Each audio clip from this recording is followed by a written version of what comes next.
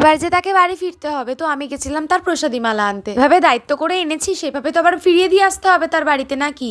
তো তার জন্য একটু সেজে গুজে যেতে হবে না? যাওয়ার সঙ্গে সঙ্গে দেখতে পাই তার ভক্তরা এখনো অবধি তার নামগানি করে চলেছে। না বলো, আমরা তো সবাই চাই যে আরো কিছুক্ষণ থেকে যাক, কিন্তু 7টা দিন যে পরপর শেষ হয়ে গেল বুঝতেই পারলাম না। আর সময় যে শেষ এ কথা ভাবতেই ভক্তদের হাসি মুখ থাকলেও ভিতরে যে কষ্ট হয়। কিন্তু কিছুক্ষণের জন্য তা ভুলে গিয়ে তার আনন্দে মেতে উঠেছিলাম আমরা সকলে। কে একে সবাইকে উঠিয়ে দেওয়া হয় তাদের রথে, আর পুজো শুরু হয় রথের পর। আমরা সকলে নাম গান করতে করতে আমরা পৌঁছে যাই তার মাসির বাড়ি ছেড়ে তার নিজের বাড়িতে। রথের চাকা ঘুরবে আর বৃষ্টি পড়বে না, এই কথার সাথে তো আমরা সবাই প্রায় পরিচিত। অবশ্য ঠিক যে এই বৃষ্টি আমাদের কিছুই করতে পারেনি, এই বৃষ্টি নিয়েই আমরা সবাই চলে গেছিলাম তার বাড়িতে। আর কিভাবে আমরা আনন্দ করছিলাম তা হয়তো এই ছোট্ট ক্লিপটার মাধ্যমে বোঝাই যাচ্ছে। তো ওই যে বললাম যে সকালবেলা ঘুম থেকে ওঠা যজ্ঞের আওয়াজে, তারপর সন্ধেবেলা রেডি হয়ে যে মাঠে যেতে হবে, এই কথাটা ভেবে তো ভীষণ দুঃখ লাগছিল যে কাল থেকে আর হবে না তা যাওয়া। আবার সেই অপেক্ষা করতে হবে একটা বছর। জয় জগন্নাথ বলে আজকের ভিডিও এইটুকুই শেষ করলাম। তো দেখা হচ্ছে অন্য কোনো ভিডিওতে।